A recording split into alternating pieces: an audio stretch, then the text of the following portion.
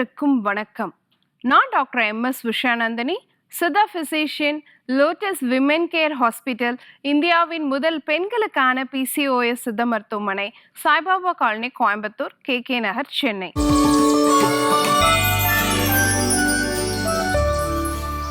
இனியவை என்ற நிகழ்ச்சியில தொடர்ந்து நம்ம பெண்கள் சார்ந்த பல ஆரோக்கிய குறிப்புகளை பார்த்துட்டே வரங்க. அந்த வகையில இன்னைக்கு நம்ம சொல்லக்கூடியது உடல் எடையை குறைக்கக்கூடிய ஒரு டீ பத்தி இன்னைக்கு நம்ம பார்க்க போறோம். ஏன்னா உடல் எடையை குறைக்கணும்னா உணவு முறை மாற்றி அமைக்கணும், லைஃப் ஸ்டைல் சேஞ்சஸ் மாற்றி அமைக்கணும், நிறைய எக்ஸசைஸ் பண்ணணும், இதெல்லாம் நம்ம யோசிக்கிறோம். ஆனால் நம்ம உடலுக்கு தேவையான ஓய்வை கொடுக்க நம்ம மறந்துடுறோம். அது நிறைய மருத்துவ ஆய்வுலையுமே பார்த்தீங்கன்னா, யாருக்கெல்லாம் உடல் எடை கூடுதோ அவங்க நிறைய ரெஸ்ட்லெஸ்னஸோடு இருக்காங்க அப்படிங்கிறதும் ஒரு ஆய்வாக இருக்கு. இப்போ உதாரணத்துக்கு ஒருத்தங்க எப்பயுமே ஒரு தனிமையான உணர்வோடவே ஃபீல் பண்ணுறாங்க, லோன்லினஸோடவே இருக்காங்க அப்படின்னா கண்டிப்பாக அவங்க உடல் எடை கூட ஆரம்பிக்கும். ஒரு விஷயத்தை எதிர்கொள்ளும் பொழுது அவங்களால துணிச்சலாக எதிர்கொள்ள முடியலை, அது நம்ம எப்படி சொல்லுவோம்னா ஃப்ளைட் ஆர் ஃபைட் அப்படின்னு சொல்லுவோம் இல்லையா, அந்த மாதிரியான சூழ்நிலை வரும் பொழுது நிறைய அந்த மாதிரி சுச்சுவேஷனை ஆஃபீஸ்லேயும் சரி வீட்லேயும் சரி ஒரு ஸ்ட்ரெஸ்ஃபுல்லான சுச்சுவேஷனை அவங்க ஃபேஸ் பண்ணுறாங்க அப்படின்னாலும் அவங்க உடல் எடை கூடிக்கிட்டே இருக்கும். நிறைய பேருக்கு பார்த்தீங்கன்னா கூட இருக்கிறவங்களே, அவங்க ரிலேட்டிவாக இருக்கலாம், ஃப்ரெண்ட்ஸாக இருக்கலாம், திடீர்னு அவங்களை எதிர்பார்க்காத மாதிரியான விஷயங்கள் நடந்துரும் அவங்க கிட்ட இருந்து. இதை நம்ம நம்பிக்கையாக அவங்க நினச்சிருப்பாங்க, ஆனால் அந்த விஷயம் மாறிடும். இது நம்ம நம்பிக்கை துரோகம் அப்படின்னு கூட சொல்லலாம். அந்த மாதிரி கூட இருக்கிறவங்களே நமக்கு இந்த மாதிரி எதிர்மறையான செயல்களை செய்யும் பொழுது அவங்க ரொம்ப டிஸ்டர்ப் ஆகிடுவாங்க. அதை தொடர்ந்து உடல் எடை அதிகரிக்கிறதுக்கான வாய்ப்பு இருக்கிறதாகவும் சொல்லப்படுது.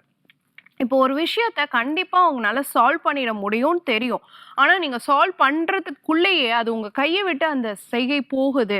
அது தொழிலாக இருக்கலாம், இல்லை குடும்ப வாழ்க்கையாக இருக்கலாம். அந்த மாதிரி சூழ்நிலையில் உங்களை நீங்களே சமாளிச்சுக்க முடியாமல் உடல் எடை கூடுறதுக்கான வாய்ப்பு இருக்கிறதாகவும் சொல்லப்படுது. ஸோ இன்னைக்கு காலகட்டத்தில் சின்ன சின்ன விஷயங்களுக்கெல்லாம் எப்பயுமே ஒரு பதட்டத்தோடவே நான் இருக்கேன், ஒரு விஷயத்தை என்னால் பக்குவமாக ஃபேஸ் பண்ண முடியல அப்படிங்கும் பொழுது கண்டிப்பாக உங்கள் உடல் எடை கூட ஆரம்பிக்கும்.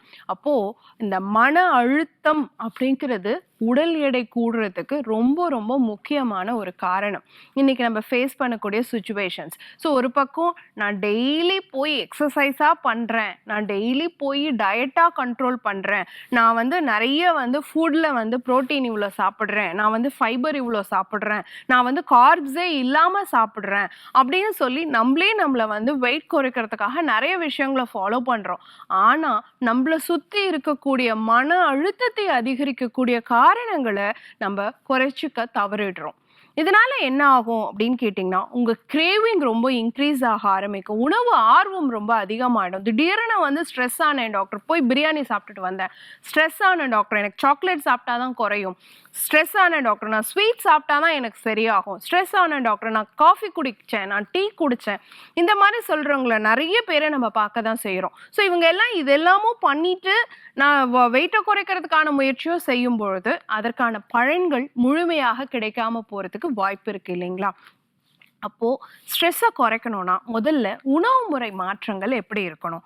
அதாவது நான் வெயிட்டை குறைக்கிறதுக்குன்னு சொல்லலை, உங்கள் வெயிட்டை கூட்டுறதுக்கு காரணமாக இருக்கக்கூடிய அந்த ஸ்ட்ரெஸ்ஸை குறைக்கிறதுக்கு நீங்கள் உணவில் என்ன மாற்றங்கள்லாம் கொண்டு வரணும் அப்படின்னு தான் நம்ம சொல்கிறோம். ஸோ ஃபர்ஸ்ட் திங் பார்த்தீங்கன்னா, இனிப்பு சுவை இருக்கக்கூடிய உணவுகளையும் உப்பு சுவை அதிகமாக இருக்கக்கூடிய உணவுகளையும் தவிர்க்கணும். துவர்ப்பு சுவை அதிகமாக இருக்கக்கூடிய உணவுகளையும் கசப்பு சுவை அதிகமாக இருக்கக்கூடிய உணவுகளையும் சேர்த்துக்கணும். வெள்ளை சர்க்கரை கண்டிப்பாக சாப்பிடக்கூடாது.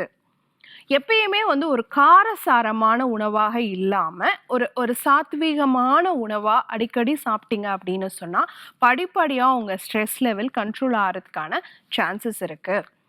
நல்ல முறையில் அட்லீஸ்ட் குறைஞ்சபட்சம் ஒரு நாளைக்கு 7 to 8 hours ஆகுது ஒரு தூக்கம் அப்படிங்கிறது கரெக்டாக இருக்கணும். ஸோ தூக்கமே இல்லை அப்படிங்கும் பொழுது கண்டிப்பாக உங்கள் மன அழுத்தம் அதிகரிச்சுக்கிட்டே இருக்கும்.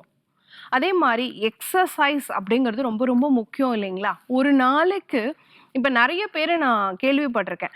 நான் எக்ஸர்சைஸ் பண்ண போறேன் டாக்டர். கரெக்ட்டா 1 ஹவர், 1 1/2 ஹவர்ஸ்க்கு மேல நான் வொர்க் அவுட்ஸ் பண்ணிட்டே இருக்கேன். நான் பண்ணலன்னா எனக்கு வந்து அதுவே வந்து ஒரு ஸ்ட்ரெஸ்ஸ குடுத்துருது. நான் வொர்க் அவுட் பண்ணா தான் நான் வந்து தெம்பா இருக்கேன், எனக்கு மனசு நிம்மதியா இருக்கு அப்படின்னு சொல்லுவாங்க இல்லையா? என்ன ரீசன் தெரியுங்களா? அந்த வொர்க் அவுட் அப்படிங்கிறது ஒரு ஸ்ட்ரெஸ் பஸ்டர். என்ன ரீசன்னா, நம்ம மூளையில ஹாப்பி ஹார்மோன்ஸ் அப்படின்னு சொல்லக்கூடிய என்டார்ஃபின்ஸ் வந்து நீங்க நெறைய வொர்க் அவுட் பண்ணும்பொழுது கிடைக்கும்.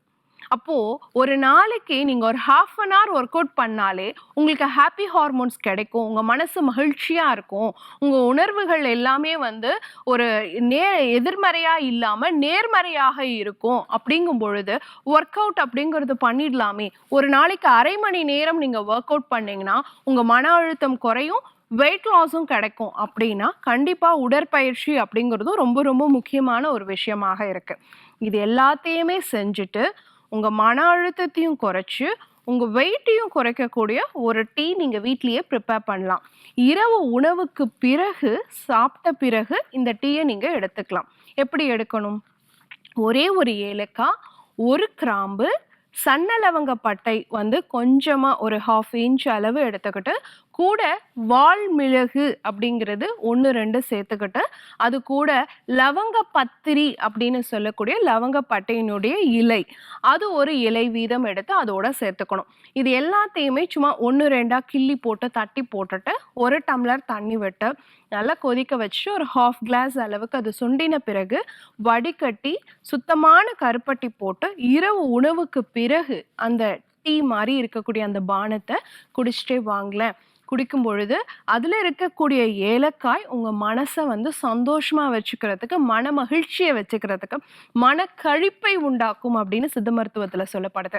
அதே மாதிரி லவங்கம்னு சொல்லக்கூடிய கிராம்புக்கும் அதே மனசு சந்தோஷத்தையும் மனக்கழிப்பையும் கொடுக்கக்கூடிய ஒரு விஷயமாகவும் இருக்கு. அது வந்து உணர்ச்சிகளை வந்து பாத்தீங்கன்னா ரொம்ப அதிகமான கோபம், அதிகமான ஸ்ட்ரெஸ் அதை கட்டுப்படுத்தக்கூடிய தன்மை உடையதாக இருக்கு. வால்மிளகு அப்படிங்கிறது ஹார்மோனல் இம்பேலன்ஸ்க்கும் கட்டுப்படுத்துறதுக்கும் சப்போர்ட்டிவா இருக்கும். கபத்தை குறைக்கிறதுக்கு ரொம்ப சப்போர்ட்டிவாக இருக்கும். லவங்க பத்திரி வந்து ஹார்மோனல் இஷ்யூஸை சால்வ் பண்றதுக்கு சப்போர்ட்டிவா இருக்கும். லவங்கப்பட்டை உடல் எடையை குறைக்கிறதுக்கு சப்போர்ட்டிவாக இருக்கும். ஸோ இந்த டீயை நீங்க ப்ரிப்பேர் பண்ணிட்டு இரவு உணவுக்கு பிறகு நீங்க ரெகுலரா எடுத்துட்டு வாங்களேன். உங்களுடைய ஸ்ட்ரெஸ் லெவல் கண்ட்ரோல் ஆகும். அப்போ ஆட்டோமேட்டிக்கா நீங்க போடுற எஃபர்ட் உங்களுக்கு வந்து ஒரு முயற்சி நீங்க பண்ணக்கூடியது வந்து முழுமையான பலனை கொடுக்கும். எப்போ நீங்க உடல் எடையை இழைக்கிறதுக்காக முயற்சி பண்ணும் பொழுது பயன்படுத்தி பாருங்க. இதே மாதிரி இன்னொரு ஆரோக்கிய குறிப்போட நான் உங்களை சந்திக்கிறேன். இயற்கையோடு இணைவோம், ஆரோக்கியமாக இருப்போம், ஆனந்தமாக வாழ்வோம். நன்றி, வணக்கம்.